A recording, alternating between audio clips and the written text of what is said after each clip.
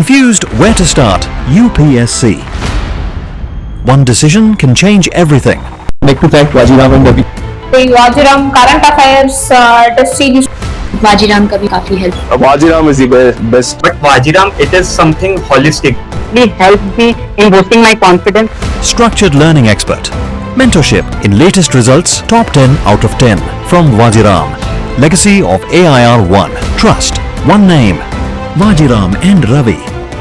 Hello everyone, my name is Siddharth. I have secured All India Rank 3 in the Indian Forest Services Examination 2025. I have done my graduation in Chemical Engineering from IIT Guwahati, and this was my 6th attempt in the Indian Forest Services. Before this, I had given 5 prelims along with CSE, and I had written 1 Indian Forest Services Mains back in 2022. So इस video में मैं अपनी journey बताऊंगा कि कैसे मैं जितने भी मेरे प्रीलिम्स फेलियर्स या मेंस या सीएससी इंक्लूडिंग अटेम्प्ट्स के बाद ultimately I secured this rank. So my journey began in 2019. I graduated in college in 2018. So 2019 was my first prelims. 2019, 20, 21 मेरे 3 prelims नहीं हुए थे, पहले 3 prelims due to I think so कुछ अलग added pressure भी था, कुछ unforeseen circumstances थे. I lost my father in 2019 plus थोड़ा प्रिपरेशन गैप या फिर idea about understanding what prelims exam actually is. तो फिर जो मेरा 4th अटेम्प्ट था उसमें मैंने सीएससी का इंटरव्यू दिया था एंड मैंने फॉरेस्ट का मेंस लिखा था. फॉरेस्ट में मेरा इंटरव्यू कॉल नहीं आया था. 5th अटेम्प्ट में मैंने प्रीलिम्स सीएससी का निकाल दिया था. I missed by my mains interview call CSC का बाय 13 मार्क्स और फॉरेस्ट की प्रीलिम्स की 0.67 से मेरी कट ऑफ रही थी. 2024 was my last attempt CSC का. उस साल मैंने इंटेंशनली फॉरेस्ट का प्रीलिम्स के लिए नहीं भरा था, सो उसमें आई कुड नॉट क्लियर सीएससी की प्रीलिम्स. देन 2025 मेरा जो एक अटेम्प्ट बचा हुआ था फॉरेस्ट का, सो मैंने वो दिया and I secured all India rank 3. ये जो स्पेसिफिक वीडियो है दिस इज फॉर पीपल जिनके पास ज़्यादा रिसोर्सेज नहीं हैं या जो ORN नहीं आ सकते हैं, जो दूर बैठे हुए हैं लेकिन उनको डर लग रहा है कि are they missing out on something जो ORN के लोगों को मिल रहा है जो हमें नहीं मिल रहा है. तो it is specifically for those people and also जो लोग ORN में बैठे हैं, because I also did spend some time in ORN.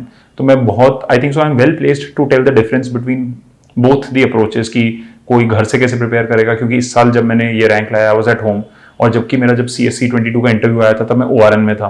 तो I know the differences, I know the nuances. So this is a video targeted specifically for those who are preparing for home but also the people who are in ORN. I would tell the mistakes that one should avoid while staying here. तो ये video उनके लिए specifically है. अब ORN versus non ORN की debate पे थोड़ा discussion कर लेते हैं. ये एक इंडिविजुअलिस्टिक चॉइस है बट मैंने जो शुरू के 3 अटेम्प्ट्स दिए थे वो मैंने घर से दिए थे. मेरा घर रोहतक में है. सो मेरे 3 starting I lost my father in 2019, so I had to be at home with my mother. तो शुरू के 3 अटेम्प्ट्स मैंने वहां से दिए थे.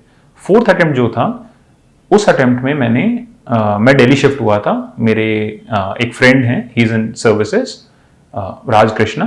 तो मैं उनके साथ यहीं फ्लैट में, कॉलेज के दोस्त हैं सारे, तो मैं उनके साथ यहाँ पे शिफ्ट हो गया था ORN में. एंड फिर मेरा प्रीलिम्स, उस साल मेरा प्रीलिम्स कट ऑफ निकला दोनों CSC का एंड ऑल्सो मेंस का, CSC and forest mains. And फिर 2025 में I again gave this attempt from ORN. तो I missed out by 0.67 marks. Then 6th attempt, फिर उसके बाद मैं घर चला गया था क्योंकि कृष्णा वापस अपनी ट्रेनिंग पे चले गए थे. फिर उसके बाद लास्ट जो CSC अटेम्प्ट था वो मैंने घर से दिया. इनफैक्ट मुझे लग रहा है सबसे ज़्यादा पढ़ाई मैंने उस अटेम्प्ट में की थी, बहुत ही ज़्यादा पढ़ाई. But I could not clear prelims CSC का. और फिर 2025 का अटेम्प्ट अगेन फ्रॉम होम. इस बार मैंने फॉरेस्ट की वो क्लियर कर ली. अभी marksheets are not out but I am expecting a score of around 125 to 130. तो मेरे को लग रहा है मैं डिफरेंस बताने के लिए बहुत सही पोजीशन में हूँ क्योंकि मैंने दोनों तरीकों से इन a way I have reached interviews दोनों जगह से. तो पहले मैं घर के बेनिफिट्स बता देता हूँ वर्सेस फिर ORN के and how to remove this FOMO कि हम बाहर बैठे हुए हैं तो उससे वो नहीं होगा. तो मैंने जब when I was giving this attempt जो मेरा 2025 का अटेम्प्ट था, तो इसका जो प्रीलिम्स था इसके लिए जब मैं अटेम्प्ट कर रहा था उसके लिए मुझे फोमो हो रहा था. वो माइंड में वो आ रहा था कि घर से मैंने प्रीलिम्स दिया था तो नहीं हुआ था, ORN से दिया था तो हो गया था, तो is it the ORN factor, क्या वो कुछ अलग इन्वायरमेंट या एटमॉस्फेयर प्रोवाइड कर पा रहा है या ऐसा कुछ। बट मैंने जब pros and cons balance out किए थे तो कुछ प्रोज थे जो घर के हैं। फॉर एग्जाम्पल, घर पे रहता था, मेंटल पीस रिलेटिवली काफी सही रहता है, माँ से बात कर लेता था, जॉब से, my mother is a government teacher, PGT Sanskrit, तो जॉब से आते थे, उनसे बात कर लेता था, घर का खाना मिल जाता था, बहुत ही अच्छा खाना। मैं ORN में 2 बार बीमार हुआ, 2 बार टाइफाइड हुआ मुझे। घर में ये इश्यूज से बच गया, आराम से सोना, पार्क्स वगैरह हैं, relatively cleaner place then Delhi in terms of pollution also. तो और मेरे को रनिंग पसंद है, तो वो एज अ हॉबी भी बहुत अच्छे से मैं वहां पे परस्यू कर पाता था कंपेयर टू ORN। ORN के अपने बेनिफिट्स थे। ORN के बेनिफिट्स जो मुझे लगते थे वो ये था कि आप टेस्ट दे देते हो, क्योंकि एक्सेसिबिलिटी बहुत नजदीक हो रखी है, आपके टेस्ट सेंटर्स हैं। और उसके अलावा अगर आपका सर्कल अच्छा है तो एक हाइपर कॉम्पिटिटिव एनवायरनमेंट बन जाता है। मुझे लगता है कि इस अटेम्प्ट में मेरे जो दोस्त हैं जो ऑलरेडी सर्विसेज में हैं, जो नॉन UPSC रिलेटेड भी हैं, उन्होंने बहुत वैसे भी पुश किया कि कोई बात नहीं, करके देख। And also a special mention to rank 13 forest services this year, Abhimanyu. हम दोनों ने तैयारी साथ में की इस बार, घर से, दोनों ही घर से, वो भी रोहतक से।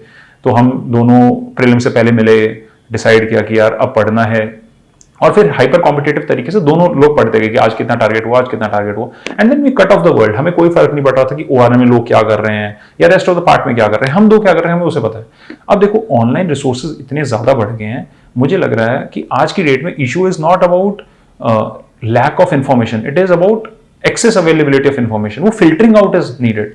सो वी मेड वेरी श्योर कि what we had to do. जैसे मेरे केस में for prelims, I think so what worked in a way, this is a strategy for prelims, what worked is कि PYQs मैंने बहुत रिलीजियसली किए, बहुत religiously मैंने PYQs किए। मैंने बेसिक बुक्स पे बहुत ध्यान दिया। सबके अपने सोर्सेज हैं, मेरे जो सोर्सेज थे मैं वो बता सकता हूँ। मेरे प्रीलिम्स के सोर्सेज थे मेन लक्ष्मीकांत इंडियन पॉलिटी के लिए, इकोनॉमी के लिए मृणाल सर की PDF से मैं पढ़ता था, देन हिस्ट्री के लिए स्पेक्ट्रम पढ़ता था। और मेरे पास ये जो मैं आपको ये जो बता रहा हूँ लक्ष्मीकांत या जो स्पेक्ट्रम है, मैं अगर कभी दिखा पाया तो ये 5th एडिशन ऑफ लक्ष्मीकांत है, मतलब 2018 में जो एडिशन आया हुआ था। तो एकदम फटी हुई किताब, उस पर टेप लगा रखे और उस पर मैं लिख लेता था। वो मैं इसलिए नई बुक नहीं खरीदता था क्योंकि मैंने उस पर इतना कुछ लिख रखा था ओवर द ईयर्स, जो मैंने टेस्ट दिए थे उससे मैं कुछ ना कुछ वहीं लिख लेता था, वहीं स्क्रिबल कर लेता था कि ये इंपॉर्टेंट है, ये इंपॉर्टेंट नहीं है। उसके अलावा साइंस एंड टेक के लिए मैं टेस्ट सीरीज उठा लेता था। मार्केट में बहुत टेस्ट सीरीज अवेलेबल है, फ्रीली अवेलेबल है, PDFs वगैरह। तो मैं टेस्ट सीरीज उठा लेता था और उससे रिवर्स लर्निंग करता था। Same was the case with environment के लिए भी मैं रिवर्स लर्निंग। तो साइंस एंड टेक एनवायरनमेंट मैं रिवर्स लर्निंग करता था। पॉलिटी की बेसिक बुक लक्ष्मीकांत थी मेरी, हिस्ट्री के लिए स्पेक्ट्रम थी, इकोनॉमी के लिए मृणाल सर की जो PDFs हैं वो मैं करता था। एंड उसके अलावा जो ancient medieval art and culture है, इसके लिए मैंने NCERTs जो थे, basic NCERTs 11th 12th class की, in fact 6th 7th 8th class की NCERTs इनके लिए की थी। एंड फाइन आर्ट्स की NCERT आती है आर्ट एंड कल्चर के लिए, क्योंकि आर्ट एंड कल्चर इतना वास्ट सब्जेक्ट है, कई बार फोमो हो जाता है कि ये नहीं पढ़ा, वो नहीं पढ़ा। तो मैं अपने आप को ये बोलता था कि यार फाइन आर्ट्स की किताब कर लो, उसके बाहर से कुछ आ गया तो that was not your destiny to do, but उसके अंदर से कुछ आ गया तो वो कर लो। और वो बहुत ही लिमिटेड सोर्स है, वो मतलब इतनी प्यारी किताब है, अगर आप उसके एक बार नोट्स बना लो, आप उसको 1 घंटे में रिवाइज कर सकते हो फिर।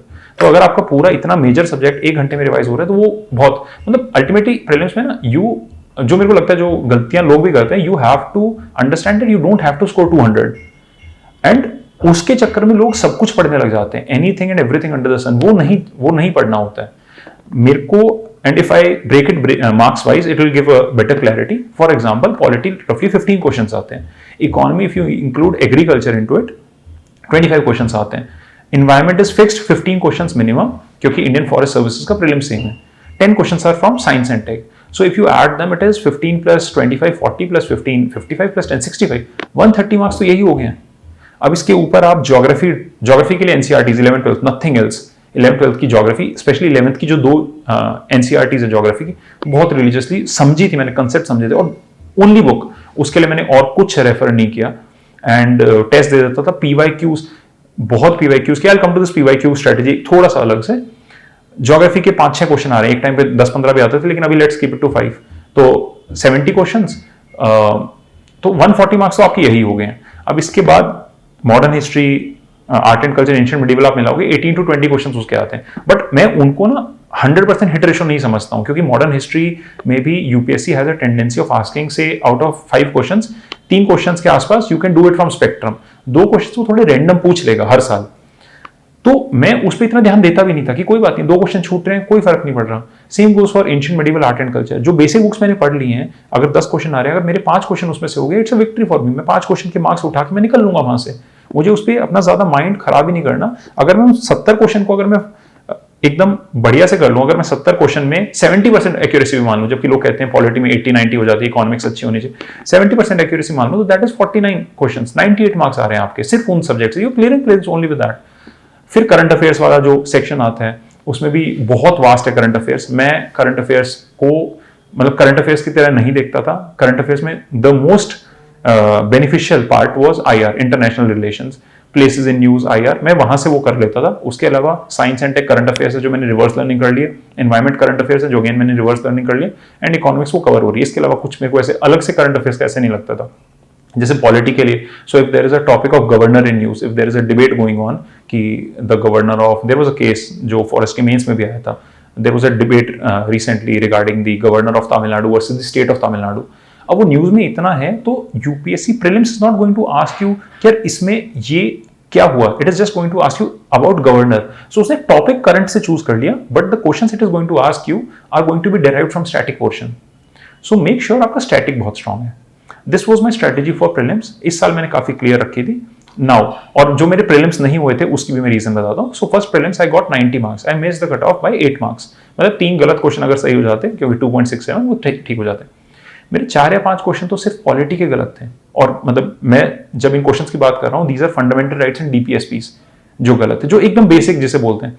एंड 2020 में रिपीट हुआ, 2021 में भी रिपीट हुआ। तो 2022 का जब मैं पेपर देने गया था, मैंने एक चीज फिक्स कर ली थी कि मुझे फर्क नहीं पड़ता कि मेरे मार्क्स आए 60 या 70, मैं पॉलिटी का एक भी क्वेश्चन गलत नहीं करूंगा जो बेसिक बुक से आया है। So I revised polity religiously, मैंने इकोनॉमी बहुत अच्छे से रिवाइज की। Science and tech I think so उस अटेम्प्ट में मैंने ये रिवर्स लर्निंग वाला इतना नहीं किया था, but still being an engineer मेरे को थोड़ा सा एज मिला। I manage to score 6 out of 10 questions में। अल्टीमेटली जो मेरा फाइनल स्कोर आया दैट वाज 122 काफी अच्छा स्कोर था उस साल के हिसाब से। फिर next year I missed forest cut off by 0.67, same मेरे को स्ट्रेटजी। नेक्स्ट ईयर में मेरा इंटरव्यू था, so I got an interview call in 2022। मेरा इंटरव्यू हुआ in the month of May, मेरा रिजल्ट आया and I had like 6-7 days left for prelims. Prepare मैंने इंटरव्यू के बाद ही करना शुरू कर दिया था, इन लाइक आफ्टर फर्स्ट में को मेरा इंटरव्यू था, सेकंड को मेडिकल, तो थर्ड से मैंने पढ़ना स्टार्ट कर दिया था। मैं ये नहीं कहूँगा कि मैंने 6 दिन में पढ़ा था, बट स्ट्रेटजी एकदम क्लियर थी कि बेसिक बुक्स पढ़ो एंड 20 दिन है, 20 दिन में बेसिक बुक्स अच्छे से रिवाइज कर सकते हैं वो करो। एंड जब रिजल्ट आया तो 1 दिन का सेटबैक था, 2 साथ में ही थी कि कोई बात नहीं, and I made it through. So जो 2024 वाला अटेम्प्ट था जिसमें मैं प्रीलिम्स फ्लंक किया after writing 1 forest mains and missing the other by just 0.67 marks, मुझे लग रहा है उसका बहुत बड़ा रीजन था माइंडसेट। 2024 जो अटेम्प्ट था वो मेरा सीएससी का लास्ट अटेम्प्ट था, तो वो एक इनहेरिट फियर पैदा हो गया कि अगर इस अटेम्प्ट में नहीं हुआ तो क्या करेंगे। And due to this I started reading anything and everything जो मुझे मिला। मुझे कोई टेलीग्राम पे वो मिल जाता है, कोई करंट अफेयर्स का डॉक्यूमेंट कि top 50 most important news you must know for this prelims, या कोई वीडियो दिख गई जिसमें टॉप 100 न्यूज, कुछ भी रैंडम। तो बेसिक बुक्स एकदम साइडलाइन, और इन चीजों को मैं देख रहा हूं, और ये काफी लंबे टाइम तक चला। एंड जब वो दिन आया अल्टीमेटली प्रीलिम्स का, आई वाज सो स्केयर्ड कि I was just finding veg कि यार अब कैसे होगा, कैसे निकलेगा। जब मैं पेपर में बैठा, मैं हर एक क्वेश्चन को ओवर एनालाइज कर रहा हूं, जैसे कहते हैं ना बाल की खाल खींचने लग गए। हर क्वेश्चन को ओवर एनालाइज कर रहा हूं। अगर सिंपल क्वेश्चन भी लिखा हुआ है तो मैं सोच रहा हूं कि नहीं नहीं ये तो एक्सेप्शन होगा, इसमें तो ये होगा, इसमें तो वो होगा। And ultimately I paid the price. मुझे लगता है व्हाट चेंज्ड इन 2025 या जो चेंज 2022 में था, very similar changes in both the attempts were, कि 2022 में मैं बहुत रिलैक्स था, 2025 में बहुत रिलैक्स था। उसका रीजन क्या था?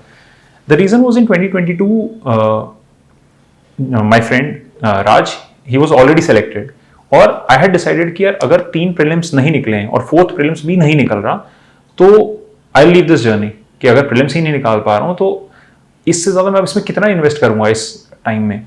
तो उस टाइम पे I was with the attitude of कि अब जो होगा वो अच्छे से होगा, बस वहां बैठ के कॉमन सेंस से देके बस निकलना है। सेम बेसिक बुक्स फॉलो की थी, सेम 2025 में। This time I was with Abhimanyu. Same strategy हमारी थी कि यार कोई बात नहीं, होगा ठीक है, कोई दिक्कत वाली बात नहीं है। I called one of my friends a day before prelims, और रात को उससे मैंने एक ही चीज पूछी थी कि भाई अगर नहीं हुआ तो क्या करेंगे। तो उसने बोला कुछ नहीं, काम करेंगे, कल से ही करेंगे। And that gave me a sense of hope and such a calm कि यार, जबकि ऐसा कुछ है नहीं कि हम क्या करेंगे, वो उसकी हालत भी बहुत खराब थी। ही आल्सो एग्जॉस्टेड हिज अटेम्प्ट्स, उसकी हालत भी खराब थी, ऐसा कुछ नहीं था। बट वो माइंडसेट जो था उसने पूरा रिलैक्स कर दिया। मैं लॉजिकली सोच पा रहा हूं चीजों को, आई am not over analysing them, but at the same time I am not even under analysing them. जो मैंने खुद से जो प्रॉमिस 22 से पहले किया था कि बेसिक चीजें गलत नहीं करनी है, सेम चीजें मैं करंट अफेयर्स में मैंने इस बार नहीं दिया था ध्यान। मतलब हो सकता है लोगों को थोड़ा सा ये हिपोक्रिटिकल लगे, बट मैंने करंट अफेयर्स पे बहुत कम ध्यान दिया था। सेम जो स्ट्रेटेजी मैंने आपको बताई थी वो सेम 2022 वाली मैंने रिपीट की थी इस बार, क्योंकि मेरे पास टाइम बहुत लिमिटेड था। मैं जब फॉर्म भर रहा था तो अगेन राज कह रहा था कि भाई फॉर्म तो भर दे, फिर देखते हैं क्या होता है। मैंने फॉर्म भर दिया, then I started preparing in the month of March की थोड़ा थोड़ा देखता हूँ। बट फिर अप्रैल में one of my college friends, वो हिमाचल था, he is working as an IT professional, work from home कर रहा था। सो आई वेंट ओवर, उसने कहा कि आजा 2 दिन के लिए, तो 2 days I stayed with him and we sat together and we decided कि what is the next best thing to do. तो वो मेरे लिए आया कि 2 महीने बाद अटेम्प्ट देना है। It was in the first week of April. फिर वहां से मैं आया, उसके बाद नेक्स्ट बेस्ट थिंग अटेम्प्ट देना, सेम स्ट्रेटजी। दिन बहुत लिमिटेड थे तो एकदम लिमिटेड चीजें पढ़ी, करंट अफेयर्स में बहुत ज्यादा नहीं भागा। प्रीलिम्स दिया, 25 का प्रीलिम्स बहुत अच्छे से निकला। फिर कृष्णा से बोला क्या करना है, अगेन इज लाइक चल मेंस होते फिर देखते हैं। तो that is how the journey of prelims has been for me. And my only suggestion for the aspirants, two-fold suggestions, particularly with regards to GS section of prelims. I'll also come to the CSET part. 2 चीजें हैं, basic books मत गलत करना। आप current affairs गलत कर लो, आप extreme tough questions of history गलत कर लो, आप extreme tough questions of polity गलत कर लो, दे कैन बी फॉरगिवन, वो सब ही गलत करेंगे। आप पॉलिटी गलत करोगे, वहां पे आप लीड दे रहे हो दूसरों को। वो बहुत सारे लोग हैं जो सही करेंगे, ऐसा नहीं कि सब सही करेंगे, लेकिन वो लो हैंगिंग फ्रूट्स हैं। तो understand the concept of low hanging fruits. जैसे आपको IR के मैपिंग है, वो लो हैंगिंग फ्रूट्स है। ज्योग्राफी मेरे को बहुत लो हैंगिंग फ्रूट लगता है, polity is one of the low hanging fruits. इनको आप करो बहुत अच्छे से, और आप पूरे पेपर को अगर आप पेपर की तरह देखोगे ना कि यार 2 घंटे का पेपर है, मुझे 2 घंटे में 100 क्वेश्चंस करने हैं, तो I think so it is difficult. आप माइंडसेट को ऐसे चेंज करो कि यार 2 घंटे का पेपर है, 15 क्वेश्चन पॉलिटी के करने हैं, तो पहले मैं 15 क्वेश्चन देखता हूँ पॉलिटी के, और 15 क्वेश्चन में से मैं 12 या 13 तो ठीक कर ही देता हूँ। फिर मेरे को 15 क्वेश्चन एनवायरमेंट के हैं, लेकिन मेरा एनवायरमेंट इतना स्ट्रांग नहीं है, लेट्स से मेरे को 50% एनवायरमेंट में निकालने हैं। फिर इकोनॉमी स्ट्रांग करना है, बेसिक, उसमें मार्क्स निकाले। जब आप ऐसे निकालोगे ना, आप हर एक टेस्ट को एनालाइज करोगे। आई am not just saying UPSC, I am just saying आप कोई भी मॉक टेस्ट दे दो, आप जब उसको ऐसे एनालाइज करने लग जाओगे ना, देन यू रियलाइज कि आपके नंबर कम आ रहे हैं। ठीक है, वो दिक्कत नहीं है, आपके कौन से सेक्शंस में नंबर कम आ रहे हैं, क्या आप बेसिक गलतियों की वजह से कर रहे हो, या मे बी जो मॉक टेस्ट सेट हुआ था वो ही बहुत वेरिएबल मॉक टेस्ट था, उसमें ही एक्सेप्शंस पे एक्सेप्शंस पूछ रहे हैं। सो यू कैन योरसेल्फ जज if the test is good और not, rather than you always belittling yourself कि यार मैं ही ढंग से नहीं पढ़ पा रहा हूं। मेरे साथ 2021 में हुआ था, मैंने एक कोचिंग का टेस्ट दिया था और उसमें मेयर्स को कंपेयर कर रहे थे कि mayor of Calcutta has this power. अरे मेयर्स हम कभी पढ़ते ही नहीं, but I could not realise this कि ये हम नहीं कर पा रहे थे। मैं खुद से एनालाइज नहीं कर पा रहा था कि यार मुझे, I started doubting my self, यार मेरी ही तैयारी नहीं है, मैं ही कम पढ़ा हूं। जबकि मेयर्स का कोई रोल ही नहीं है कि mayors of Calcutta versus Delhi के क्या पावर्स की कंपैरिजन है, कोई रोल नहीं है। क्यों करना है वो क्वेश्चन ही गंदा है, सिंपल सी बात है। तो start analysing section wise, basic books को करो, and that is it. GS के लिए ये स्ट्रेटेजी है। करंट के ऊपर फोकस करो on the things that are in news, but they will derive it from the static. Don't overdo in current affairs. Static आपका स्ट्रॉन्ग है, करंट आप अवेयर हो कि क्या चल रहा है वो। Now coming to the role of PYQs. मैंने 10 साल के पीवाईक्यूज रिलीजियसली कर लिए थे, मतलब इन अ फनी वे 6 तो मैं दे के ही आया था वहां पे, लेकिन 10 साल के पीवाईक्यूज मैंने बहुत अच्छे से करे थे। एंड सिर्फ यूपीएससी के नहीं, इस बार मैंने क्या किया था कि यूपीएससी जो एग्जाम्स कंडक्ट करती है, जैसे बीट सीडीएस, एनडीए वाला, सीएपीएफ वाले एग्जाम्स, मेरे को उनके पेपर्स मिल जाते थे, उनकी ऑफिशियल कीज मिल जाती थी, तो मैं उनके भी क्वेश्चंस देख लेता था कि अच्छा पॉलिटी में ये चल रहा है, पॉलिटी में ये चल रहा है। Again I found a file जहां पे उन्होंने सब्जेक्ट वाइज कंपाइल कर रखे थे। तो मान लो मैंने पॉलिटी पढ़ ली, अब मैं पॉलिटी के टॉपिक वाइज वो पीवाईक्यूज लगा देता। ये चीज मेरे को इन्वायरमेंट में एक्चुअली बहुत हेल्प करी। मैंने इन्वायरमेंट किए 50-55 पेजेस के क्वेश्चन से मैंने सारे लगाए और आराम आराम से लगाए, 2 महीने में लगाए थे।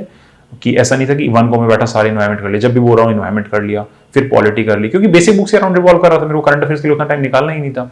और उनके फिर मैं नोट्स बना के चला गया एंड उससे मेरे 5-6 ऐसे क्वेश्चन सही हुए हैं जो लोग मतलब एक्सेप्शन सोच के भी गलत करके आए हैं, मतलब वो ऐसे काफी, मुझे लगा वो मेरे लिए काफी हेल्पफुल था।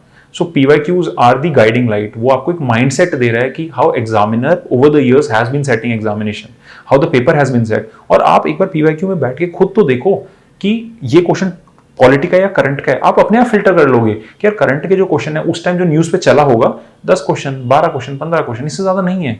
If 170 marks is coming from basic static books, जिसमें से 130 ऐसे हैं जो आप बहुत अच्छे से कर सकते हो, तो टारगेट दैट। अब वो 30 मार्क्स के चक्कर में 170 मार्क्स को वो मत करो।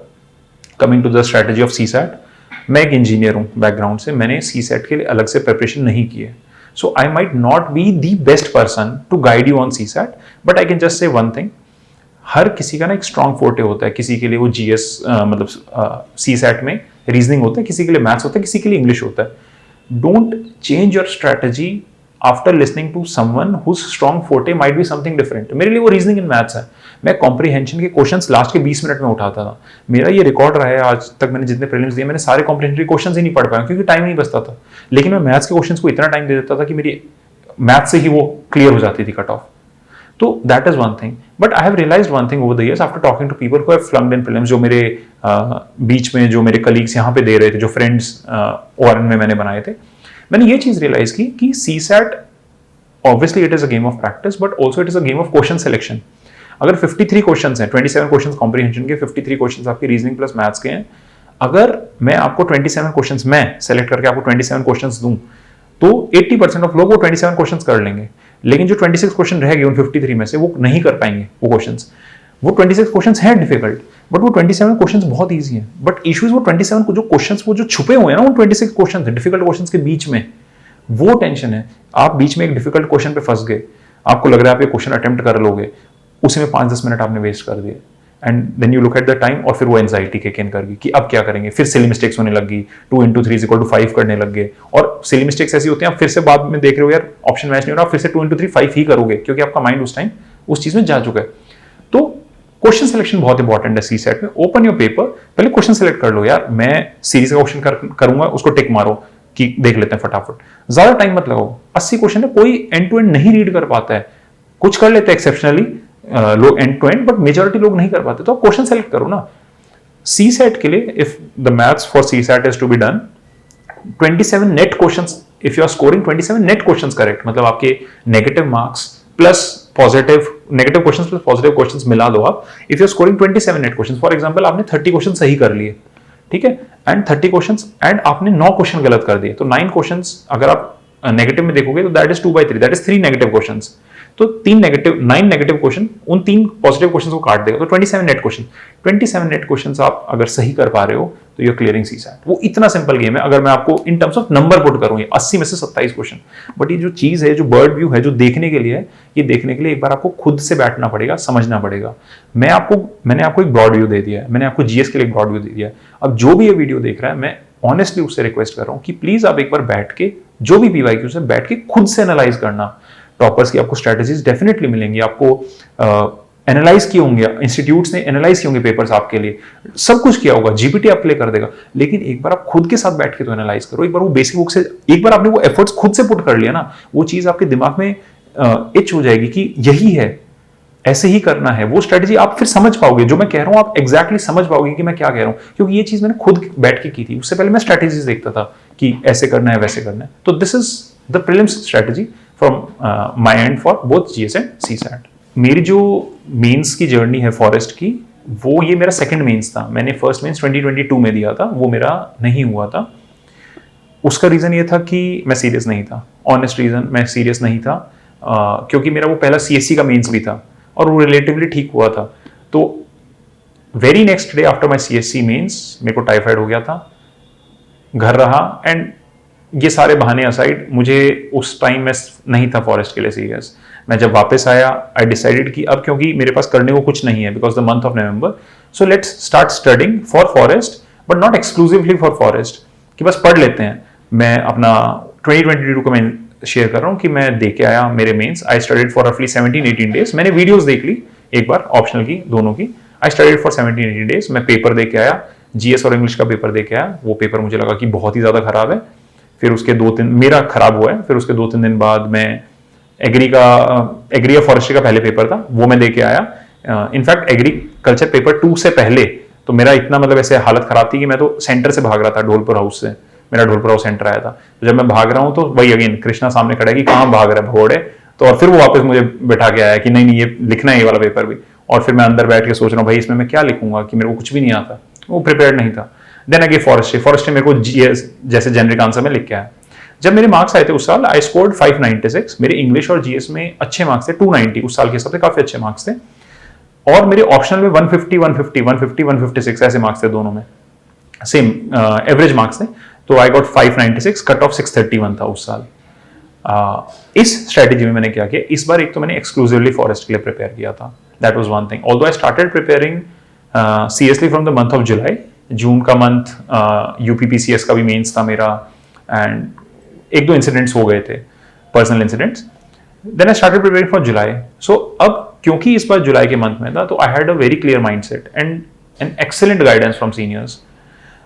इस बार जीएस और इंग्लिश के लिए मैं बताता हूं। इंग्लिश के लिए मैंने क्या किया था कि मैंने 10 साल के जो पेपर्स थे वो डाउनलोड कर लिए थे। 10 साल के पेपर्स डाउनलोड करने के बाद मैंने सारे के सारे जीपीटी में डाल दिए थे। सो व्हेन आई से जीपीटी, मैं एक बार ये बताना चाहूंगा, AI is basically generative pre train transformer, be it ChatGPT, आपका जेमिनाई हो गया या क्लॉड हो गया, कोई भी। मैं यूज करता था जेमिनाई, क्योंकि जेमिनाई प्रो का सब्सक्रिप्शन मिल गया था जियो के सिम के साथ। तो मैं जीपीटी में डाल देता था वहां पे, जैसे मान लो, एंड इंग्लिश में देयर इज अ सेक्शन जो ग्रामर का सेक्शन होता है कि correct the following statements, write the nouns, then letter writing, precis writing. So I use to write letters, I used to write, मैं पेपर पे लिखता था, I used to write letters, I used to correct those statements, and then I used to click the photo and upload it on the GPTs, Gemini पे, and वो उसको मैं बोलता था कि इवेल्युएट करके मेरे को मार्क्स दे 25 में से, तो वो मेरे को मार्क्स देता था। फिर मुझे लगता था कि काफी लीनियंट चेकिंग की है इसने, कि मेरे ही मार्क्स बहुत हुए। फिर मैं उसको और स्ट्रिक्ट इंस्ट्रक्शन देता था कि ऐसे treat me very harshly and एकदम ब्लंटली मुझे वो आंसर्स दो, क्योंकि जीपीटीज आर नेचुरली आपको वो फिल्टर लगाने पड़ते हैं कि और वो हार्श। एंड वो करते करते मैंने ये सारे पेपर्स लगा लिए थे, नाउन्स, एडजेक्टिव, एडवर्ब्स, दोस्तों ने हेल्प की थी बीच में। This was my strategy for English. So by the time मेरा जब एग्जाम आया, बाय द टाइम एग्जाम क्या, when it was October, I was done with 10 years papers of English के पेपर हो गए थे। और मैं डेली आधा घंटा 1 घंटा कर लेता था इंग्लिश को, कि बोर हो रहा हूँ पढ़ के ऑप्शनल इंग्लिश कर लेते हैं। And I did not realise how much I improved. मेरा इंग्लिश का paper, when I came out, all my friends know this, मैंने बोला था कि मेरा इंग्लिश का पेपर बहुत खराब हुआ है, बट मुझे रियलाइज नहीं हुआ था दैट वाज इन अ वे कि हो सकता है मेरा जो लेवल है वो इतना राइज कर चुका है कि मुझे वो बहुत खराब की डेफिनेशन चेंज हो चुकी है मेरे लिए। I scored 163 this year in English, and I think so it is amongst the highest marks. मतलब I have seen 170 as the highest marks, उसके बाद 163 is what I have seen. बहुत अच्छे मार्क्स कंसिडर हो रहे हैं इस साल इंग्लिश के लिए। This was my strategy for English. मैंने ये किया था, बहुत एक्सक्लूसिवली और एक्सटेंसिवली मैंने यूज किया जीपीटी को। सेकंड स्ट्रेटेजी जो मेरी जीएस की आती है, जीएस के लिए आई फील कि मैं answer writing skills wise I was aptly prepared पहले से, because I had given CSC mains, and उसमें मेरे जीएस के स्कोर अच्छे थे। I scored close to 400 both the times. So my GS scores were decent. GS के लिए मैंने कुछ एक्सक्लूसिव स्ट्रेटेजी प्रिपेयर नहीं की थी। मैं सीएससी के लिए भी एक्सक्लूसिवली स्ट्रेटेजी जीएस के लिए प्रिपेयर नहीं करता था, सेम स्टैटिक बुक्स जो होती थी। बल्कि इस बार मुझे लग रहा है, मैंने डिसाइड किया था कि मैं जीएस को 6 दिन दूंगा, लेकिन वो जैसे जैसे वो नजदीक आता गया पेपर, वो 6 दिन, 5 दिन, 4 दिन, 3 दिन, 2 दिन होते गए। तो जब 2 दिन बचे, मैंने कहा कि यार अब तो मैंने कुछ भी नहीं पढ़ा। तो जिन दोस्तों ने इस बार मेंस लिखा था, मैंने उनसे मेंस के नोट्स मंगवाए कि यार करंट अफेयर्स में क्या हुआ इस साल, मुझे उसके नोट्स भेज दो। तो 20-21 पेज के मुझे नोट्स मिले थे, मैंने उनको पढ़ा, and a day before my exam I wrote answer for the first time इस बार जीएस के, GS specific, not optional specific, GS के मैंने आंसर लिखे, एंड मैंने ग्रुप में भेज दिया दोस्तों के पास कि यार इनको इवैल्यूएट करो। वो है कि संडे को मेरा एग्जाम है और सैटरडे को, क्योंकि इसका जीएस थोड़ा अलग होता है, I will come to that also. तो उन्होंने मेरे को कुछ इनपुट्स दिए कि बेसिक सही है, कि स्ट्रक्चरिंग आप सही कर रहे हो, कंटेंट वाइज ये इंप्रूव हो सकता है, बट ये इस चीज पे वर्क कर सकते हो। एंड फिर वो माइंड में रखते हुए मैंने 1-2 आंसर और लिखे उनको भेजे कि अब सही आ रहा है, तो उन्होंने कहा सही आ रहा है। एंड वही जो चीज मैंने लिखी वो मैंने एक पेपर में नोट डाउन कर ली कि मेरे आंसर में ये होना चाहिए, ये होना चाहिए, होना चाहिए। और जब मैं जीएस के पेपर के अंदर घुस रहा था तो सेम नोट्स मैंने रिवाइज किया और वो 4-5 चीजें जो मैंने लिखी हुई थी माइंडसेट उसी के साथ गया। I scored 150 in GS which is also very good score. अगर देखा जाए मेरा टोटल स्कोर इस बार जीएस प्लस इंग्लिश का, वो पिछली बार जीएस प्लस इंग्लिश का 290 था, इस बार वो 163 प्लस 150 हो गया 313। तो 23 मार्क्स मेरे वहां पे बढ़ गए जीएस और इंग्लिश में। और मुझे लग रहा है इंग्लिश में और जीएस में जो मैंने लीड लिए लोगों से, क्योंकि जो मैंने स्कोर्स देखे हैं they are in the range of 250 to 270, तो that has been a very exceptional deciding factor in getting this rank. So this is one thing. अब जीएस कैसे अलग होता है फॉरेस्ट का vis GS of UPSC CSC. Forest के GS में 6 sections होते हैं, हर सेक्शन में 4 क्वेश्चन होते हैं, तो 24 क्वेश्चन टोटल आते हैं। और हर सेक्शन में क्वेश्चंस, जैसे पहला सेक्शन पॉलिटी है तो वो फिक्स है कि वो पॉलिटी रहेगा, या हिस्ट्री है तो वो फिक्स है कि 4 क्वेश्चन हिस्ट्री के होंगे, 4 पॉलिटी के होंगे, 4 इकोनॉमिक्स के होंगे, 4 एनवायरमेंट के होंगे, 4 साइंस एंड टेक के होंगे। तो ऐसे डिवीजन हो रखे क्वेश्चंस का। 2 क्वेश्चन 10 मार्क्स से, 2 क्वेश्चन 15 मार्क्स से। इस बार again I am saying this out loud क्योंकि लोग ये चीज सर्च करेंगे। 2022 में जब मैंने ये जीएस का पेपर दिया था तब 10 मार्क्स और 15 मार्क्स दोनों के लिए 2-2 पेज थे। इस बार 10 मार्क्स के लिए 2 पेज, लेकिन 15 मार्क्स के लिए 3 पेज थे। तो ये काफी बड़ा चेंज था, क्योंकि अगर आप देखो कि 12 पेज बढ़ गए सीधे सीधे, क्योंकि 12 क्वेश्चन है 15 नंबर के। तो जीएस से अगर आप नॉर्मल सीएससी का पेपर देखो तो नॉर्मल सीएससी के पेपर में आपके 20 क्वेश्चन होते हैं, 10 प्लस 10, तो it is 30 plus 20 pages, 50 pages आपके जीएस में होते हैं। यहां पे वही नंबर 12 टू 24 प्लस 36, 60 पेजेस पे वो नंबर चला गया, तो 10 पेज एक्स्ट्रा लिखने पड़े थे। तो ये एक वो था कि वो माइंड में, वो मेरे को पता नहीं था। वो जब मैंने देखे पेजेस कि मैं पहला आंसर 15 मार्क का लिख रहा हूं, मैंने पेज पलटा, मैंने कहा अरे खत्म नहीं हुआ। फिर वहां से वो स्टार्ट हुआ कि नहीं अब स्पीड बढ़ानी है। तो this is one different thing. And second thing is इसके जो जीएस के क्वेश्चंस है ना वो काफी स्टैटिक है कुछ सेक्शंस में। सो अगर आप पीवाईक्यूज को एनालाइज करो अगेन, ये काम मैंने खुद नहीं किया था, ये मैंने दोस्तों को डेलीगेट कर दिया था जो अटेम्प्ट नहीं दे रहे थे कि यार एक बार इसका एनालाइज करके मुझे ये बता दो जिस्ट क्या है। तो उन्होंने बता दिया था कि for example governor is a recurring theme in polity, कि गवर्नर से क्वेश्चन आ सकते हैं। तो मैंने कहा हाँ गवर्नर तो पढ़ रखा है पहले, फिर ये एक रिकरिंग थीम है। तो आपको थीम्स पता चल जाती हैं basically, static, only static portion की थीम्स। तो आई वाज कॉन्फिडेंट कि चलो ये चीजें आती हैं, पढ़ी मैंने इतनी नहीं थी जीएस के लिए, बट आई वाज लाइक ये स्टैटिक चीजें आती हैं। और करंट में साइंस एंड टेक बहुत डायनेमिक है, कुछ भी पूछ लेते हैं। तो आई वाज लाइक कि बेसिक आएगी तो मैं लिख दूंगा, और बहुत ज्यादा डायनेमिक आएगी तो सबके लिए डायनेमिक आएगी, मैं उसमें कुछ एक्सेप्शन वो नहीं कर सकता। जबकि मैंने 6 दिन रखे थे जीएस में कि मैं लास्ट में पीटी पढ़ लूंगा, मैं पढ़ नहीं पाया मेन स्टेज पे। मैं सजेस्ट करूंगा सबको प्लीज पढ़ लेना, क्योंकि साइंस फिर से dynamic I. I could have done even little bit more better is what I feel GS में। तो ये थी मेरी जीएस और इंग्लिश की स्ट्रेटेजी स्पेसिफिकली। तो मेरे जो ऑप्शनल्स हैं फॉरेस्ट सर्विसेज के लिए वो एग्रीकल्चर, इंजीनियरिंग और फॉरेस्ट्री थे। The reason I chose agriculture engineering, वो उस टाइम पे जब 2022 में अटेम्प्ट दिया था वो सीनियर ने गाइड किया था, तो मैंने एग्रीकल्चर इंजीनियरिंग चूज किया। मेरा जबकि ग्रेजुएशन केमिकल इंजीनियरिंग में था, but it had been a very long time. Chemical engineering generally agriculture engineering से ब्रॉडर ऑप्शनल माना जाता है। Other optional, common optional is geology, तो लोग जियोलॉजी या एग्री में से एक चूज करते हैं। Second optional is forestry. सो मैंने एग्रीकल्चर इंजीनियरिंग के लिए स्पेसिफिकली जो किया, मैंने 2022 में वीडियोस देखी थी गेट फॉर ऑल की, वो बस वीडियोस देख दी थी कि हाँ, क्योंकि मेरे पास टाइम 15-20 दिन और मैंने उस टाइम। इस बार विद्यांशु शेखर झा सर हैं जिन्होंने नोट्स बना रखे हैं एग्रीकल्चर इंजीनियरिंग के, extensive notes, complete end to end completion notes का उन्होंने कर रखा है। उन्होंने क्वेश्चन तक लिख रखे हैं कि क्वेश्चंस और न्यूमेरिकल के क्वेश्चंस तक। He has made it so easy and so simple for the students. And sir is extremely humble कि आप उनसे डायरेक्ट गाइडेंस भी ले सकते हो। He is always readily available on messages. तो उन्होंने मेरे को बताया कि अगर मुझे किसी टॉपिक में डाउट हुआ कि सर मेरे को अगर इसके बारे में और ज्यादा पढ़ना है तो मैं कहाँ से पढ़ूं। अगेन यहाँ पे मैंने जेमिनाई को बहुत यूज किया, क्योंकि जो न्यूमेरिकल्स थे, अब मैं जब पीवाईक्यूज निकालता था, मेरे पास एक पीवाईक्यू की और बुक थी एग्रीकल्चर इंजीनियरिंग के लिए। तो मान लो मैंने कोई टॉपिक कर लिया, फॉर एग्जांपल एग्रीकल्चर इंजीनियरिंग में there is a topic of bunding, bunds बनाते हैं। I am just giving an example and this is replicated across the papers. तो फॉर एग्जांपल जब बंडिंग का टॉपिक है, सो अब बंडिंग के जब मैं क्वेश्चन देखता था कि वॉल्यूम निकालना है या डिस्चार्ज टाइम निकालना है या टाइम ऑफ कंसंट्रेशन निकालना है, वो पीवाईक्यू से मैं देख लेता था। उसके बाद पहले खुद से निकालता था कि ये मेरा ये निकला है, then I would refer to sir के नोट्स कि अगर वो सेम क्वेश्चन, क्योंकि सर ने नोट्स में पीवाईक्यूज डाल रखे हैं, if I used to feel कुछ डाउट्स हैं तो मैं जेमिनाई पे डाल देता, सेम क्वेश्चन को वहीं से कॉपी पेस्ट करके, फिर जेमिनाई उसको सॉल्व करता था। फिर मैं जेमिनाई के पीछे पड़ जाता था कि नहीं ये आंसर गलत है, ऐसा नहीं होगा। फिर जेमिनाई कहता था कि नहीं इट कैन बी करेक्टेड, इसमें ये भी हो सकता है। तो जेमिनाई इन अ वे पूरा गाइड बना हुआ था उस जर्नी के दौरान, कि मैं उससे थ्योरी के लिए एक्सटेंसिव यूज किया मैंने जेमिनाई का, कि जैसे there are multiple reasons for soil erosion for example, या रिक्लेमेशन ऑफ लैंड, जैसे एक टॉपिक आता है एल्कलाइन और सैलाइन में, एंड नोट्स में जैसे सर ने 10 पॉइंट्स लिख रखे हैं। अब मैं जेमिनाई को बोलता था गिव मी 30 पॉइंट्स, तो वो सोच के वो बहुत बेसिक पॉइंट्स पे आ जाता था अल्टीमेटली। मतलब हो सकता है वो ऐसा पॉइंट भी बोल दे कि लो केयरलेस है, but it is a point. तो वो 30 पॉइंट से मैं पढ़ता था, उसमें से मुझे कुछ और अच्छा लगता था तो मैं सर के नोट्स में, वही मैंने प्रिंट निकलवा लिए थे सर के नोट्स, वही मेरी गाइड थी, उसी में फिर मैं एक्स्ट्रा लिख लेता था। कोई न्यूमेरिकल मुझे लगता था कि नहीं ये और इजियर तरीके से हो सकता है, तो उसके साइड में ये लिख देता था कि this we can also be done. ये मैंने कंप्लीटली एंड टू एंड। तो जब एग्रीकल्चर इंजीनियरिंग का जब पेपर था, मेरे पास 4 बड़ी और एक छोटी कॉपी, ऐसे सर की जो कॉपीज थी वो थी, लेकिन वो रिवाइज इतनी बार कर चुका था मैं, उसके अंदर मैंने छोटे छोटे स्टिकी नोट्स लगा दिए थे एंड में कि मेरे को सिर्फ ये पेज देख के जाने हैं।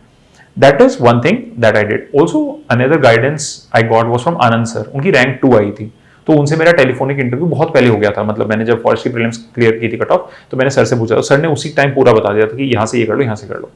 One mistake which I made, which I would want the future aspirants to not make. मुझे लगता है कि एग्रीकल्चर इंजीनियरिंग ना ओवर द ईयर्स थोड़ा सा चेंज हो रहा है। चेंज के सेंस में हो रहा है कि मैंने न्यूमेरिकल्स बहुत ज्यादा प्रैक्टिस कर लिए थे, बहुत ज्यादा practice, but now the questions are moving towards theory, और वो थ्योरी का वेटेज बहुत ज्यादा है।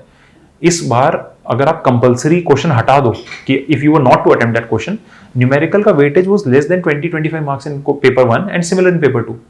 और मैं बहुत न्यूमेरिकल्स करके आया, तो आई चोज क्वेश्चंस जिसमें न्यूमेरिकल्स थे, बट अगर कोई बहुत अच्छे से थ्योरी पे ध्यान दे ले तो he could have scored more. I scored 111 in paper 1 and 126 in paper 2। This was my score for reference.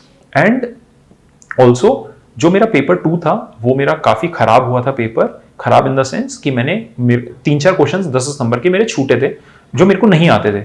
जो किए थे वो अच्छे से किए थे, लेकिन बाकी छूटे थे। And the paper was tough, on the tougher side, और वो सबके लिए था because it is a relative marking, तो वो सबके लिए टफ था। बट आई मेड श्योर जो मैंने लिखा वो बहुत रेलिवेंट लिखा, और मैंने न्यूमेरिकल ज्यादा चूज किया क्योंकि मैं न्यूमेरिकल ज्यादा करके गया था, तो I was more comfortable with it कि अगर क्वेश्चन का आंसर सही आ रहा है तो मार्क्स मिलेंगे, और आंसर सही है, लकीली आंसर सही है। So this was my strategy for agriculture engineering. You can refer to books, बहुत सारी बुक्स हैं जो टॉपर्स ने सजेस्ट कर रखी है। मेरी स्ट्रेटजी ये थी, मैं बहुत ऑनेस्टली सर के नोट्स पे रिलाई किया, एंड जीपीटी और जेमिनाई को मैंने बहुत यूज किया कि जो भी ऐसा कुछ होता है, मेरे को कोई भी डाउट आता था, कोई भी थ्योरी, कई बार मैं उसको बोल देता था कि ये PYQs हैं, इनको एनालाइज करके एक ट्रेंड बनाओ कि अगले साल क्या क्वेश्चन पूछे जा सकते हैं। ये सारी चीजें भी मैंने कर रखी हैं कि फिर वो क्वेश्चन देता था। लेकिन मैं कहूंगा कि अगर कोई video, if anyone is watching this video before starting his preparation on agriculture engineering, please take out the PYQs के पूरे पेपर, टॉपिक वाइज नहीं, पूरे पेपर, एंड पिछले 3-4 साल के उन पेपर्स को देखना। तो उससे आप ये बात समझ पाओगे कि हाँ थ्योरी का वेटेज बहुत ज्यादा बढ़ गया है। ये चीज मैं नहीं समझ पाया था, क्योंकि मेरे को लगता था कि इंजीनियरिंग का सब्जेक्ट तो जो न्यूमेरिकल्स है वो बहुत ज्यादा इंपॉर्टेंस होल्ड करते हैं, दे होल्ड इंपॉर्टेंस बट बहुत ज्यादा नहीं। Theory is becoming more relevant now, तो थ्योरी पे ध्यान दे देना। This was for agriculture engineering. Now coming to optional strategy for forestry. Forestry my score was 119 in paper 1, 109 in paper 2. Decent score 228 आए थे। मतलब बहुत, मेरे को लग रहा है I am not the most apt person for forest guidance, forestry, क्योंकि लोगों के 270, 260 भी मार्क्स आ जाते हैं। आयुष कृष्णा भैया रैंक 6 जो थे, उनके बहुत अच्छे मार्क्स थे, 246 मार्क्स थे if I remember correctly। तो अब फॉरेस्ट्री के लिए मैंने जो किया था, मैंने फॉरेस्ट्री में विद्यांशु सर ने नोट्स बनाए थे, शायद हॉर्नबिल क्लासेस के, उन्होंने नोट्स, सारे नोट्स बना दिए थे, तो उनके मैं नोट्स को पढ़ता था। अगेन जेमिनाई पे बैठता था, जैसे अगर if there is a forest fire का कोई है तो मैं जेमिनाई पे बैठ के बेस्ट रीसेंट एग्जांपल्स निकाल लेता था कि रीसेंट एग्जांपल्स क्या है फॉरेस्ट फायर के, और फिर मैं साइड में स्टिकी नोट पे लिख देता था कि रीसेंट फायर इन उत्तराखंड, उसने इतना डैमेज कर दिया, टू कोट। या फिर कोई नया सिस्टम आ गया है, जैसे AI सिस्टम, AI यूज कर रही है ministry of environment, forest and climate change, अनावरम और something like that, and Pilibhit tiger reserve में यूज हो रहे हैं सिस्टम्स फॉर टाइगर्स के AI की मॉनिटरिंग के लिए, तो वो बेस्ट प्रैक्टिसेस लिख देता था कि if I were to quote मैं करूंगा, एंड फिर साइंटिफिक नेम मैंने यूज किया। यहाँ पे वन आई वुड से ब्रिलियंट स्ट्रेटेजी जो अभिमन्यु जिसकी रैंक 13 आई है, उनके साथ डिस्कस करके हमने जो निकाली थी वो ये था, हम वॉइस नोट्स बनाने लग गए थे। तो for example we had to learn, क्योंकि फॉरेस्ट्री में it is a technical option, you need to know the scientific names. For example, अगर मैंगीफेरा इंडिका आपको नाम याद रखना है तो आपको करना है, you can not write mango, मतलब it is preferred you write scientific name, कि मैंगीफेरा इंडिका लिखो या आजादी रास्ता इंडिका लिखो फॉर नीम. तो हम क्या करते थे, हम वॉइस नोट्स बना लेते थे. फॉर एग्जाम्पल मेडिसिनल प्लांट्स हैं, अब क्वेश्चन कई बार यूपीएससी डायरेक्टली पूछ देता है कि give the names of 5 medicinal plants, scientific names.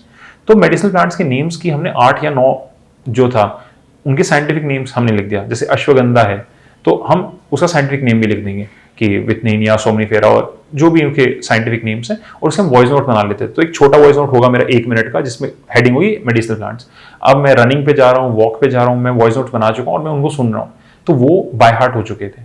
और पीवाईक्यू एनालिसिस, फिर से मैंने एनालाइज किया था पीवाईक्यू, मेरे को रियलाइज हुआ कि हर साल फॉरेस्ट फायर, कोल्ड डेजर्ट और मैंग्रोव्स, ये 3 रिकरिंग थीम है, ये हर साल आएंगी.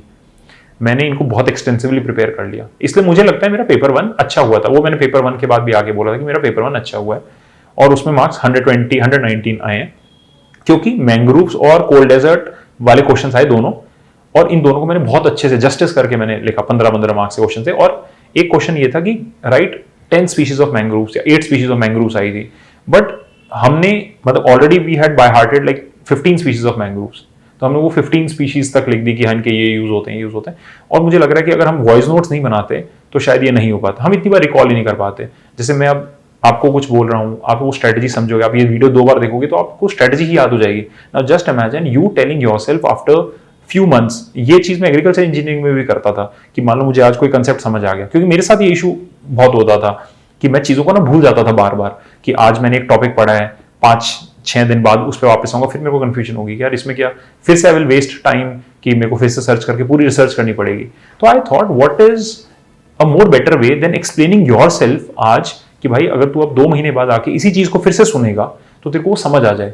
तो आई फाउंड कि voice notes were the most apt way. So I would explain to myself, for example causes of forest fires. सो मैं आज बता दूंगा कि यार फॉरेस्ट फायर एंथ्रोपोजेनिक फैक्टर्स की वजह से लगती है, नेचुरल फैक्टर्स की वजह से लगती है. और जब मैं फिर वापस आऊंगा उस पर 3 हफ्ते 4 हफ्ते बाद, और जब मैं खुद की आवाज सुनूंगा हाँ एंथ्रोपोजेनिक फैक्टर्स, तो मैं खुद को ही समझा रहा हूँ इन अ वे बच्चे की तरह फ्यूचर में, क्योंकि मेरे को ही सुननी है वो चीज, तो it is extremely compatible for me. So you can try that if that works for you. This was one strategy जो मुझे लगता है that helped a lot. So ये मेरी थी एग्रीकल्चर इंजीनियरिंग और फॉरेस्ट्री की पूरी वो. I was guided by seniors and friends जिनके साथ मैंने तैयारी की थी. इवन अभिमन्यु जिसके साथ हमने साथ में ही, मतलब we made it a hyper competitive environment. उसका दूसरा option geology, that was different. But forestry में we used to discuss, we used to make voice notes, common voice notes and discuss करते थे. And that is I think so what helped me get through these 2 options. So that was a strategy for my options. So also coming to the एक वो चीज होती है कि test series लें या नहीं लें इसके लिए. तो जब मैंने इसका पीवाईक्यू देखा था एग्रीकल्चर इंजीनियरिंग का एग्रीगेट पेपर, मतलब क्योंकि मैं टॉपिक वाइज क्वेश्चन करता आ रहा था, जैसे मैंने बंडिंग पढ़ लिया तो मैं बंडिंग के क्वेश्चन वहीं की वहीं देख लेता था कि हाँ बंडिंग के क्या क्वेश्चन आए हैं, क्योंकि मेरे पास जो बुक थी उसमें टॉपिक वाइज डिवाइड है. जब मैंने सोचा कि अब मैं ना एक टेस्ट लिख लेता हूँ फॉरेस्ट्री का और एग्रीकल्चर इंजीनियरिंग का, तो जब मैंने एग्रीकल्चर इंजीनियरिंग का पीवाईक्यू का पेपर उठाया, then I realize the importance of theory. और काफी लेट उठाया था मैंने, दैट वाज द इशू. तब मेरे को रियलाइज हुआ कि यार नहीं, थ्योरी पे ध्यान देना चाहिए. सो मैंने जो एग्रीकल्चर इंजीनियरिंग था उसका मैंने एक पेपर 1 एक पीवाईक्यू ही लिखा था, कि मैंने लिख दिया 3 घंटे के टाइम में, और फिर मैं खुद को बैठ के खुद से इवैल्यूएट कर रहा हूँ, और मैं हाइपर क्रिटिकल हूँ खुद के बारे में. तो आई वाज लाइक कि नहीं यार अच्छा नहीं हो रहा. Same was with forestry. मैंने फॉरेस्ट्री के दोनों पेपर 1 और पेपर 2 लिखे. 2024 का मैंने पेपर पूरा मैंने पहले नहीं देखा था, 2024 का पेपर लिख दिया मैंने. लाइब्रेरी में बैठा मैं 3 घंटे, लाइब्रेरी रोहतक में ही ले रखी थी मैंने, माय नेटिव प्लेस. 3 घंटे दोनों पेपर लिखे, स्कैन किया उनको. मेरे जितने भी पीयर्स थे जो सिलेक्टेड थे या जो सीनियर्स थे, विद्यांशु सर हो गए, आनंद सर हो गए, उनको मैंने भेज दिया था कि सर कुछ तो सजेशन दो, मेरे को लग रहा है मैं तो बहुत ही गंदा लिख रहा हूँ. और फिर उनका रिप्लाई आया कि देखो आप इसमें टेक्निकल नेम्स इंप्रूव कर सकते थे, यहाँ पे आप थोड़ा सा डायग्राम्स वो कर सकते हो. एंड अगेन वो जो जीएस की आंसर राइटिंग वो इसमें हेल्प करती है, बस इसको आपको थोड़ा टेक्निकल करना पड़ता है, क्योंकि it is a technical optional. जैसे ऑप्शनल स्पेसिफिक होते हैं, हर ऑप्शनल में you have to add thinkers या उसमें सीएससी में, इसमें वो टेक्निकल एस्पेक्ट ज्यादा आ जाता है कि आप, तो उन्होंने मेरे को वो गाइड कर दिया कि यहाँ पे ये ऐड कर सकते हो, तो it give me perspective. But I did not specifically write any test series. मैंने कोई टेस्ट सीरीज ज्वाइन भी नहीं की थी. मेरी total Reliance was on these 2 जो नोट्स मेरे को मिले थे. एंड टेलीग्राम से मेरे को अनदर मेरे को पीवाईक्यू, फॉरेस्ट के पीवाईक्यू कंपाइल्ड मिल गए थे एक जगह पे, टेलीग्राम पे फ्रीली अवेलेबल है. हॉर्नबिल के मेरे को फ्री में टेलीग्राम पे हॉर्नबिल डाल देता है पीवाईक्यूज कंपाइल की, पीवाईक्यूज जो आए हुए हैं तो वो मिल गए थे, और फिर जीपीटी में डाल के मैं उनके सॉल्यूशन बनवा लेता था कि मेरे को इसका सॉल्यूशन दे दो, एंड क्योंकि मुझे पता है वो रिपीट होते हैं तो उन सॉल्यूशन से मैं फिर बेटर आंसर प्रिपेयर करके अगली बार चला जाता था कि अगर मेरे को लिखना है। लेकिन मैंने अपने सीनियर्स और पीयर्स को एक टेस्ट तो लिख के भेजा था, क्योंकि मेरे को उसी में दिख गया था कि नहीं नहीं आंसर राइटिंग में अगर मैं गलत क्वेश्चन चॉइस कर ली तो मैं फंस जाऊंगा, अगर मैंने इसके अंदर डायग्राम्स में बहुत ज्यादा टाइम लगा दिया, कलरिंग या स्केचिंग, क्योंकि that is also at time said कि that fetches you marks and it does, but अगर उसमें बहुत ज्यादा टाइम लगा दिया at the cost of a question तो वहां पे मार्क्स जाएंगे। तो I think so my suggestion is once you are done with your optional, एक टेस्ट लिख लो, पीवाईक्यू लिख लो, मैं तो सिंपल कह रहा हूं कि पीवाईक्यू लिख लो, पेपर 1 पेपर 2 पेपर 1 पेपर 2 दोनों ऑप्शनल के लिए एक एक पीवाईक्यू लिख लो, खुद से एनालाइज करो, और वो गंदा लगेगा। आप पीवाईक्यू देखने के बाद ना, जो लिखने के बाद आप ये नहीं कह सकते हो कि यार मैं तो बहुत ही अच्छा पेपर लिख दिया, ये कभी नहीं निकलेगा। वो ये लिखा यार मेरी तो तैयारी ही नहीं है, मैं तो कितना गंदा लिख रहा हूं। मैं बता रहा हूं वो बहुत नॉर्मल पार्ट ऑफ प्रोसेस है, बट वो लिखना उतना ही जरूरी है टू रियलाइज कि अब आप जो इंप्रूवमेंट्स कर सकते हो ना वो बहुत ड्रास्टिक है। ऑल्सो एक और इंपॉर्टेंट चीज मैं बताना चाह रहा हूँ, इन वेज आई वॉज प्रिविलेज्ड, वो मैं एक्सेप्ट करना चाहूंगा कि जब मैं कोई भी आंसर लिखता था मुझे इवेल्युएशन के लिए बहुत ज्यादा वेट नहीं करना पड़ता था। व्हेन वी राइट आंसर्स, हम कोचिंग में कॉपी देते हैं तो, and this is about GS not about optional, जब हम कोचिंग में कॉपीज देते हैं तो उसमें थोड़ा टाइम लगता है, उसके मॉडल आंसर आने में टाइम लगता है, वर्सेज आपको कितना मार्क्स मिला, best copy topper copies. I was privileged because I had very good friends who were already into services, तो वहां से।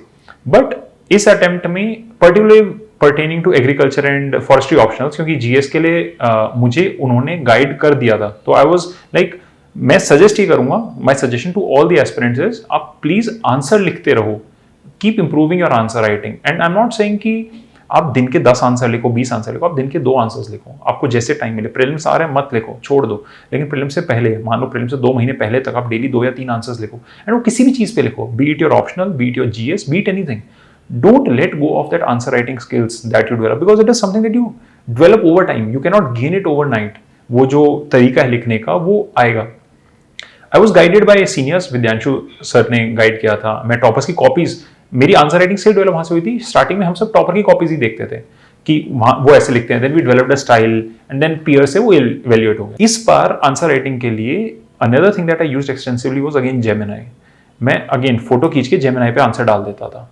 जीएस के मैंने ज्यादा आंसर नहीं लिखे थे भाई, एक दिन पहले मैंने जो लिखा था, बट जैसे अब ये वाला जो पेपर था, मैंने ये दोनों पेपर स्कैन करके फॉरेस्ट्री के, ये भी मैंने अपने जेमिनी पे डाल रखे और उसको बोला कि मेरे को मार्क्स दो, इसमें से क्या क्या कमी है। तो मैंने रिव्यूज जेमिनी से भी लिए, जो मेरे पीयर्स थे उनसे भी लिए कि इसमें क्या और सजेशन हो सकता है, टेक्निकल वगैरह सब कुछ मैंने उससे लिया। मुझे लगता है कि आप जैसे if there is a question, for example मैं जीएस का कोई क्वेश्चन ले लेता हूं कि the question that was also asked in the forest services examination कि with the lights of recent in the light of recent judgment of the Honorable Supreme Court of India regarding to the powers of mandamus or writ power on the governor comment, तो वो basically Tamil Nadu वाले वो case की बात चल रही थी कि जैसे सुप्रीम कोर्ट ने बोला था कि we do have the power of mandamus over the governor. So ये जैसे ये क्वेश्चन हो गया, तो right start your answer with it can either be the Honorable Supreme Court said this, and then you give your points, what were the observations, what was the case. Yeah, you can also start with governor, article 163 of constitution ने governor दिया और वैसा ऐसा, all those things.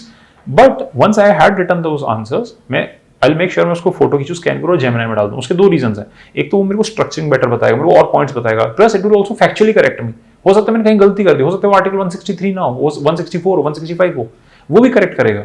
तो learn to use these tools extensively. Answer writing के लिए again my suggestion is start early and be continuous. Answer लिखना बंद मत करो। कि ऐसा नहीं है कि अब आप मान लो अगर किसी का इस साल प्रीलिम्स नहीं निकलता है तो don't start preparing for prelims पूरे year round, prepare for mains. तो आंसर राइटिंग करते रहना। ऑल्सो टेलीग्राम पे मैं सजेस्ट कर देता हूँ, कुछ चैनल्स हैं जिनको आप फॉलो कर सकते हो, जिन्होंने मेरे को काफी हेल्प की, जो मटेरियल भी डालते रहते हैं। आयुष कृष्णा सर, उनकी रैंक 6 थी फॉरेस्ट सर्विसेज में, and he will be getting into IAS this year. तो उनके चैनल पे प्रीलिम्स रिलेटेड बहुत फैक्ट्स बीच बीच में इंपॉर्टेंट फैक्ट्स आते रहते हैं। He has been extensively guiding students for forest जब भी कुछ भी होता है, material resources, and he has also been connecting to other officers. There is another channel of विद्यांशु Shekhar Jha sir, उन्होंने अपने पूरे नोट्स अपलोड कर दिए, पूरी strategy, how to read these notes, अगर कोई एब्रीविएशन है, anything about that, everything is there in his channel, very transparent. And sir has been kind enough to even revert back to few messages if and when sir gets the time, वो कर देते हैं, वो reply कर देते हैं कि अगर कोई डाउट होता है. बट उनके नोट्स आर वेरी एक्सटेंसिव, ज़्यादा वो डाउट होता नहीं है. तो ये दो चैनल्स मेरे एग्रीकल्चर मतलब विद्यांशु सर का agriculture engineering and Ayush Krishna भैया का इन जनरल फॉर फॉरेस्ट्री के लिए मेरे को काफ़ी अच्छा लगा था. Then there are other forest specific channel. There is a channel of Gaurav sir and there is a channel of there is a channel Indian forest services करके ही, I think so it is run again by Gaurav sir only, is different channel. So वो channels ना ये सारी चीजें guide करते रहते हैं. They'll help you filter out the noise that is available in the market कि क्या करना है. तो बीच बीच में सेशंस होते रहते हैं इन चैनल्स में ना. They'll call officers who have already been selected, then they'll make you interact with the individuals. तो ये बहुत ही selfless service कर रहे हैं for the aspirants. So you have to be aware about that. Don't go into the noise. बहुत ज़्यादा noise है Telegram पे. If you search for now, वही मैं कह रहा था, information overload हो गई है. Search for few good channels, वो अपने आप ऑटोमेटिकली आपको आगे के चैनल से लिंक कर देंगे. If this is a good channel, वो वहां चले जाएंगे. अगर वो अच्छा चैनल नहीं होगा, you will not find it through these people. मतलब for specific these are the 3 channels I would suggest कि आप ये चैनल्स तो डेफिनेटली फॉलो कर लो. इफ एंड व्हेन कोई स्ट्रेटजी होगी, आप जब उसमें लिखते हो कि sir I need a more specific detail strategy regarding agriculture engineering, they will connect you to the concern जो ऑफिसर उस टाइम पे होगा. If and when they are available, they will connect you कि यार इनसे आप बात कर लो. बहुत बहुत सपोर्टिव इन्वायरमेंट क्रिएट कर रखे हैं जो पीयर्स हैं इसमें, बहुत ज्यादा supportive. So I don't think so you need to look for coaching और अदर वैसा material for guidance. Look to the people who have already cleared it, ask them and they will themselves guide you. They want you to become officers. आप मेहनत कर रहे हो, they have been through the same journey. उन्होंने वो सारे ups and downs देखे, उन्होंने वो सब देखा है कि मटेरियल नहीं मिलता, and they have made material खुद से. तो उनके नोट्स भी अवेलेबल हैं. अपूर्व दीक्षित सर हैं जियोलॉजी के लिए. I remember Apoorv Dixit sir के नोट्स जियोलॉजी के लिए लोग पढ़ते रहते हैं. I am not from geology background, but geology के लिए अपूर्व दीक्षित सर के नोट्स हैं, चैनल्स हैं, वो बहुत एक्सटेंसिवली गाइड करते हैं. I am sorry if I miss out on some famous channel जो मैं फॉलो कर रहा हूँ, बट ये दीज आर द फंड्स जो अभी मेरे दिमाग में आ रहे हैं. तो प्लीज यूज टेलीग्राम, और इस हिसाब से काफ़ी हेल्पफुल हो जाता है. टेस्ट सीरीज वगैरह सब कुछ फ्रीली अवेलेबल है टेलीग्राम पे, वो सब मिल जाता है. इंटरव्यू प्रिपरेशन, सो हमारा जो रिजल्ट आया वो 24 फेब को आया था, 24 फरवरी को. एंड पहले ये सुनने में आया था कि जो इंटरव्यूज हैं वो 16 मार्च से स्टार्ट हो जाएंगे. So I started preparing extensively for interview. I had already appeared in CSE 2022 interview CSE में, and I could not score very well in that interview. I scored 151 marks उस इंटरव्यू में. So this interview, in fact in every stage of this journey, be it prelims, mains, in this attempt, I made a promise to myself कि मुझे अपना best देना है, मुझे regret नहीं रहना चाहिए.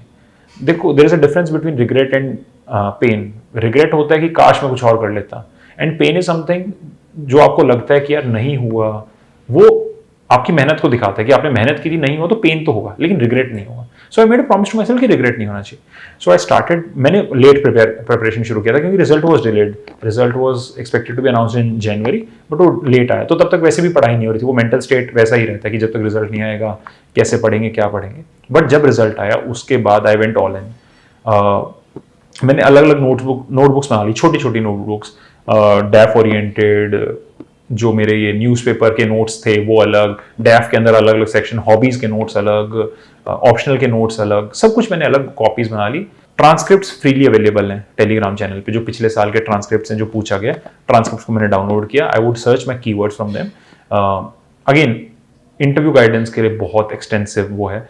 माई first interaction for interview guidance was again with Vidyanshu Shekhar sir. जब वो हुआ था तो सर ने एक ग्रुप कॉल ही कर ली थी जिनका हुआ है. तो सर ने एक ग्रुप ही बना लिया कि अच्छा जिनका हुआ मैसेज कर लो, and then he took a call. उन्होंने बेसिक बता दिया था कि वो इंटरव्यू में अच्छा भी जा सकता है, बुरा भी जा सकता है. आप डिसाइड नहीं कर सकते कि आपके मार्क्स कैसे आएंगे. It is on how you respond.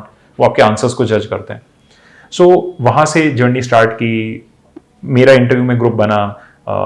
One of my friends, he could not make it, Mohit, वो लेकिन इंटरव्यू के थ्रू ही अभी मिले, एंड वो हमने ग्रुप बनाया.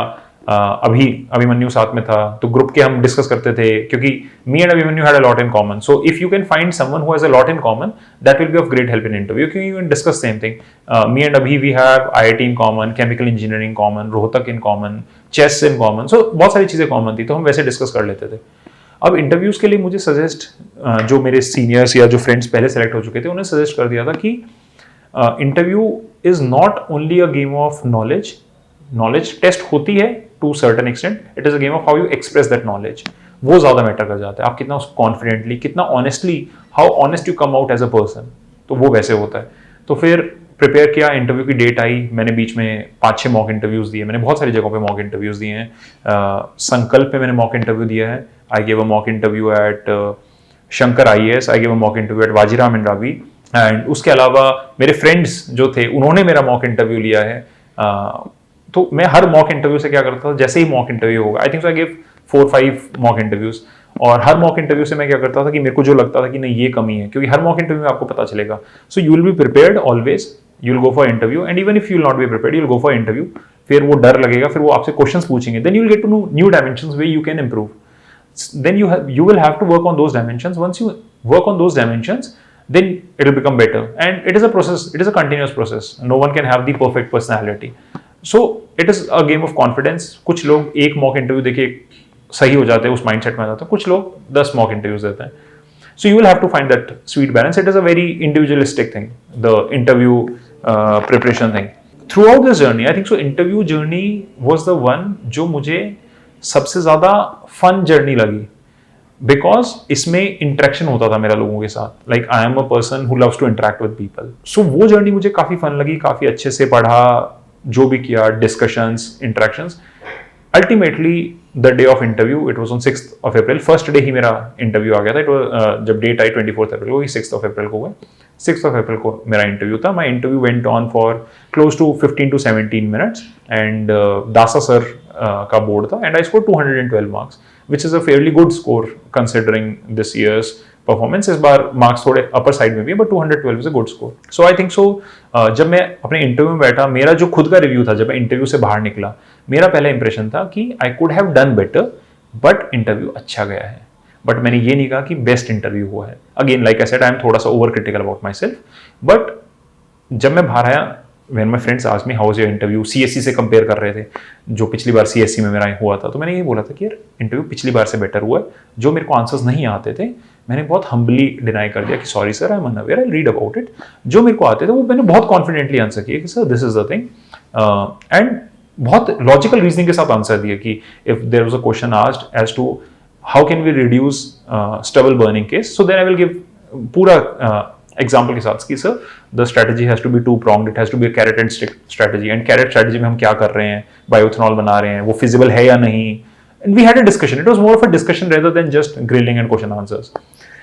I could have done better was my first expression when I came out, but overall I was not extremely, but I was satisfied with my interview. फिर जब marks आए, मैंने marks देखे, so I was happy with what I scored. Again, there is always a possibility of शायद मैं और ले आता, शायद मैं और ले आता, but I'm extremely grateful to God for what I was given, and I think so it played an extremely important role in getting the rank that I hold. So her stage, be it mains की stage, mains में I scored a total of 778 marks, cut off थी 675, so 103 marks over the cut off, and interview में I scored 212 marks, total was 990. So वो बहुत important role play किया है interview stage ने और mains की stage ने.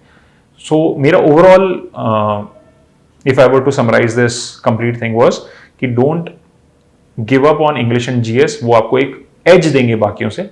Optional is what will get you in the list, and interview will make sure आप उस list में कितना ऊपर जाओगे.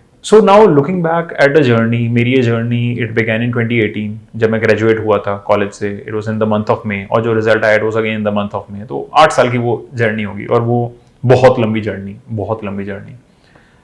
Just because I am on this side of the line, क्योंकि मैं successful हो गया हूँ इसमें, does not mean जो उस side हैं वो successful नहीं हैं. There are many people जो मेरे से ज़्यादा hard working हैं. I can vouch for it, who could not make it unfortunately, but वो मेरे से ज़्यादा hard working हैं. And I don't feel ashamed in admitting this. In fact, I feel proud कि I am happy I know such people जो इतने ज़्यादा hard working हैं. But I think so it was God's grace. This journey, it has shown me lots of highs and lows. I lost my father in 2019, and उसके बाद all sort of issues. I was handling a lot of things, cannot be stated, but I felt कि यार एक नया ही low मैंने hit कर लिया life में.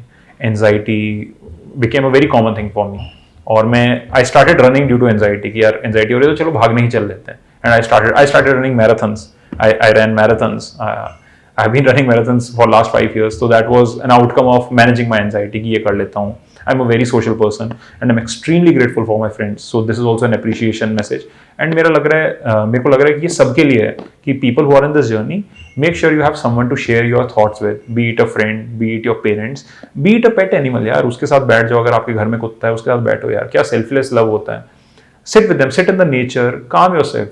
It is a race. Ultimately, it is just an exam. It is easy for me to say because I am just on this side, but trust me when I say this, I have been on that side. I have seen everything. Highs and lows. मुझे लगता था कि यार अब इससे ज़्यादा तो क्या ही बुरा होगा, और वो हो जाता था, उससे भी बुरा हो जाता था. फिर कि मैं इंटरव्यू दिया, मुझे लगा प्रीलिम्स मेंस इंटरव्यू, और फिर अगले साल फिर प्रीलिम्स ही निकल रहा. तो वो पूरी जर्नी जैसे मतलब देयर वाज दिस जोक, वो हम इंटरनली करते थे कि मैंने पहले प्री नहीं निकले, फिर प्री निकला, मेंस निकला, इंटरव्यू निकला, फिर अगले साल मेंस नहीं निकला, फिर अगले साल प्री नहीं निकला, तो वो वापस डिक्लाइन उस फेज में आया. But I think so journey जो है, इसके जो हाइज एंड लोज हैं, इट अगर now if I were to look in hindsight, because मेरा रिजल्ट पॉजिटिव आया है, I would say it's a beautiful journey. But I would say अगर रिजल्ट पॉजिटिव भी नहीं आता ना, तो इस जर्नी में I have gained a lot of things. I have gained a lot of friends, बहुत अच्छे बहुत प्यारे फ्रेंड्स रनिंग की वजह से बने. सब इसी जर्नी में कुछ अच्छा कर रहे हैं, कुछ बहुत अच्छा कर रहे हैं. बट मेरा सिर्फ एक मैसेज है पूरे एस्पिरेंट्स को जो भी हैं, be it you are at ORN, be it आप घर पे हो, you might be going through anxiety, you might be feeling कि काफ़ी डिप्रेसिंग हो रहा है, ये नहीं होगा तो क्या होगा. मैं सही में कह रहा हूँ कि ये नहीं होगा तो सच में अच्छा होगा और बहुत अच्छा होगा. I really wish all the best to all the future aspirants. If I do get a chance to interact with anyone or any aspirant, and if they do really want to reach me out, and if somehow we connect, so we'll definitely connect. And I'm always a call away. मेरी Telegram ID Siddharth SIDDHRATH 03 है.